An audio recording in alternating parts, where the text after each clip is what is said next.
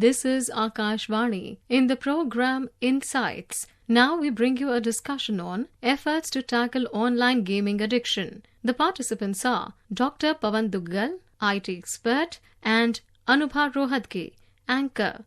Over the last few years, online gaming has become increasingly popular in India, especially with the rise of mobile gaming. While gaming can offer entertainment, it also has harmful effects, particularly when played excessively or without proper regulation. Taking note of the risks of online gaming, the government has intensified its efforts to curb online betting and gambling. This includes banning more than 1,000 such sites in 2024. To discuss the growing concerns over financial fraud, addiction, and health risks associated with online gaming and the ways to tackle it, I am now joined by cyber expert Mr. Pawan Duggal. Mr. Duggal, welcome to the program. Thank you. It's a pleasure to be with you on your program. Mr. Duggal, the central government is aware of the negative effects of online gaming and its potential harms like addiction. It amended the Information Technology Rules 2021 to crack down on platforms and apps and regulate online gaming. What are the main provisions of this law? Well, we are all governed by the Indian Cyber Law, which is the Information Technology Act 2000.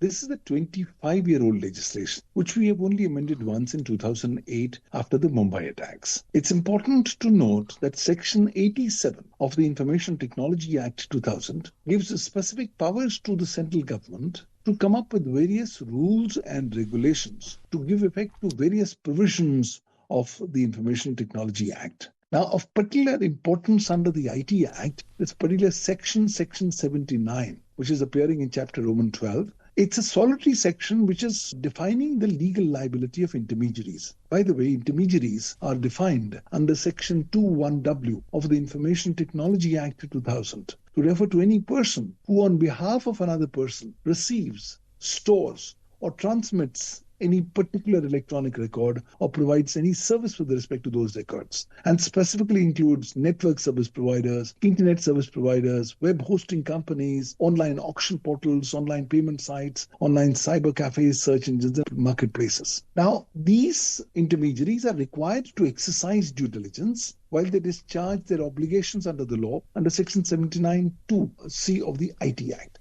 Now, the government has been given the power to come up and stipulate various parameters of what constitutes due diligence for intermediaries in different circumstances and verticals by coming up with rules and regulations. In this regard, in 2011, the government had come up with the Information Technology Intermediary Guidelines Rules 2011. However, those rules, which were in place for almost a decade, then got to be replaced by a new set of rules which came into effect by means of the Information Technology Intermediary Guidelines and Digital Media Ethics Code Rules 2021. Now, these rules were subsequently first amended in 2022 and finally amended in 2023 by virtue of the Information Technology Amendment Rules 2023, which came into effect from 6th of April 2023. Now, the net effect of this particular amendment is that all kinds of online gaming platform owners have been brought within the ambit of this particular IT Act and specifically IT rules. They are now required to exercise various due diligence, and parameters of due diligence have been stipulated under the IT Rules 2011. In a nutshell, these rules want these platform owners to come up with rules and regulations, terms and conditions and privacy policies, informing their users that they will not use the platforms for purposes which are in violation of the law or for purposes of promoting gambling or for a variety of illegal purposes. Now, keeping that thing in mind, the idea was that the government wanted to ensure some sanity and some kind of semblance of order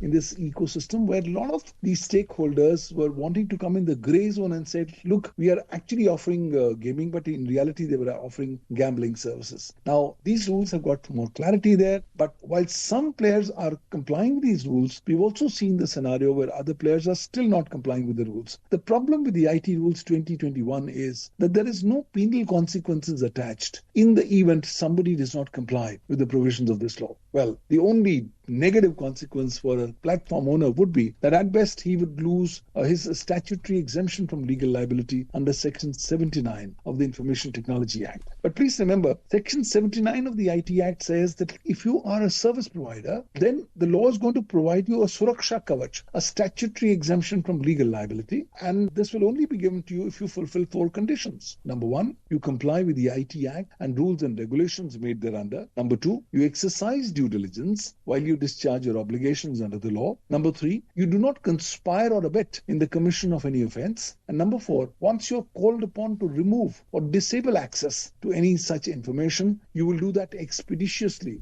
without vitiating the original electronic evidence in any manner whatsoever. Now, therefore, if these platform owners are continuing to provide online gambling, the law is very clear. They don't get any statutory exemption from legal liability because their operations are in violation of the IT Act and the IT Rules 2021. And then they are liable to be facing their own legal consequences, both civil and criminal, which means that they can be sued for unlimited damages by way of compensation under Section 43 and 43A of the IT Act. And in addition, they can also be exposed to criminal liability for various offences under the IT Act and also under the Bharatiya Nyaya Sanhita. So that's the current legal position. The law has tried its level best to give the message of deterrence to these service providers, but there are still some black sheep, and therefore the government is committed to ensuring that these black sheep need to be appropriately regulated in the online ecosystem. Now, the IT rules that we are talking about, the IT Rules 2021, it places the onus on gaming platforms to ensure that any game not verified as permissible is not made available to users in India. How effective can such regulation be? Because you've been talking about the fact that, the companies are supposed to indulge in due diligence. So how effective can such regulation be? And what is being done or can be done to ensure its enforcement?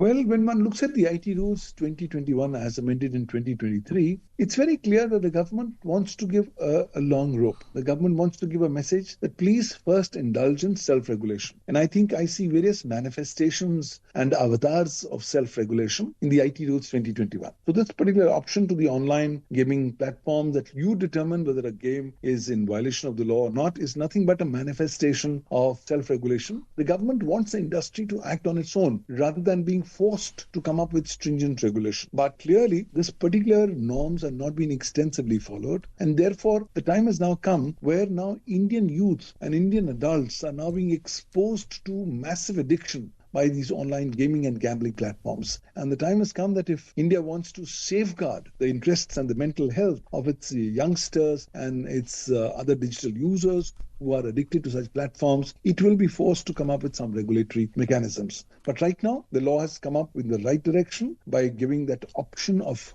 self-regulation to the platform owners. You decide anything which is in violation of the law, you don't put in place. So that tomorrow you can't say, look, I decided and I decided wrongly, or I didn't decide. Either way, the onus is back on the service provider, and the service provider would be required to discharge the onus by demonstrating through positive, cogent evidence that he or she or that particular company has done its documented due diligence as mandated under the provisions of the IT Rules 2021 and Section 79 of the IT Act. Like you said, the government has given a long rope to the companies and has asked them to decide, what is legal and what is illegal. But at the same time, the Ministry of Electronics and Information Technology has issued 1,298 blocking directions related to online betting, gambling or gaming websites between 2022 and 2024. These figures show clearly, how serious this issue is, and the government is also taking it very, very seriously. Well, the government is very concerned and serious about trying to ensure that this entire menace from the misuse and abuse of online gaming and gambling can be appropriately curtailed. Please realize we have cases, and I get cases across the board. I've seen students at the ages of 4 and 5 getting addicted to these kinds of games and gambling exercises. So the government, therefore, has first come up with self-regulation. You don't work in the model of self-regulation, no problem. The government then utilizes its powers for blocking under Section 69A of the Information Technology Act 2000 for blocking these undesirable and illegal online gambling sites, and tries its level best to make sure that those platforms are not visible on computers, computer systems and computer networks physically located in India. But that's not the end of the matter. Users are getting very, very tech savvy. They are now increasingly using the virtual private network routes or the VPN route for the purposes of bypassing the so-called ban or blocking orders and thereby continuing to access such particular websites. The time has come where India needs to have dedicated new legal provisions, stringent provisions with the deterrent effect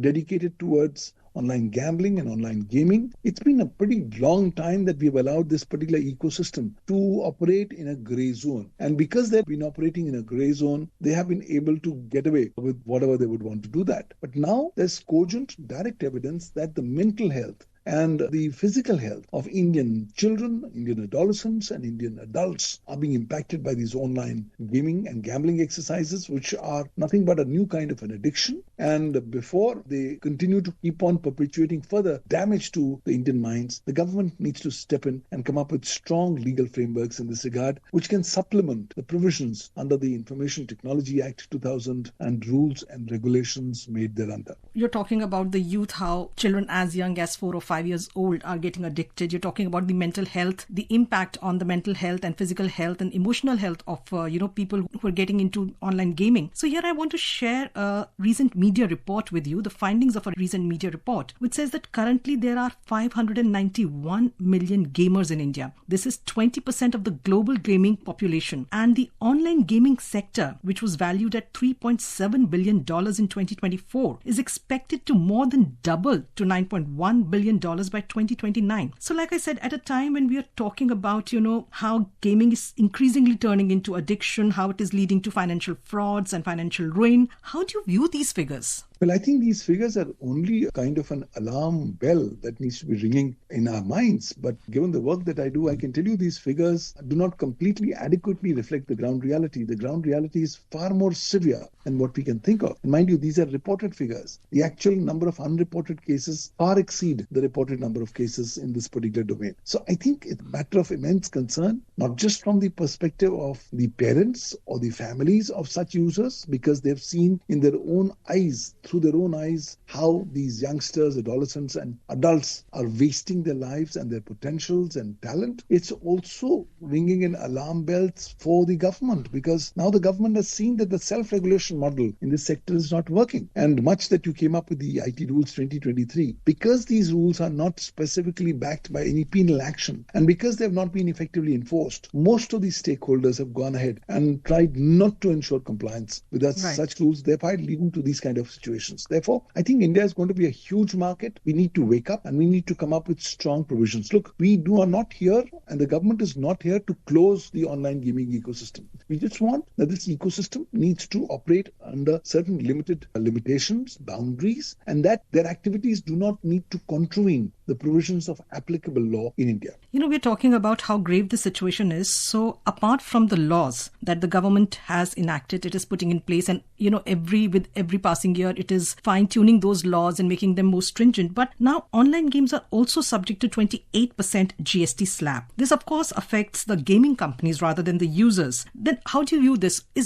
Can this be a deterrent? This can definitely contribute in the direction of bringing some deterrence, primarily because if you're going to be subject to GST, then somewhere down the line, you'll have to pay that monies to the government. That being so, you'll be then called upon to declare your entire size of your operations, your transactions. And should you go ahead and misrepresent or wrongly represent certain facts, then you could then definitely be prosecuted for other offences, including electronic forgery, which is a serious heinous offence. Like electronic forgery for cheating gets you 7 years jail time under the penal laws of the country. So clearly, there are ramifications. The government is trying to actually address this entire issue from a 360-degree view, right from self-regulation, right from enforcement of the IT rules to GST. They're effectively trying to push the industry in the direction, guys, please do not force the government to come in with stringent regulation. Please regulate on your own, so that ultimately we want India to be a big hub, but at the same time, it does not need to cause prejudicial impact upon the minds and the health of Indian users, and does not need to lead to a situation where there is flagrant and consistent contravention and violations of prevailing law. But I think now with this kind of messaging coming across, and now with the Honourable Minister making this particular statement, the government's commitment towards taking effective action is very much predominant.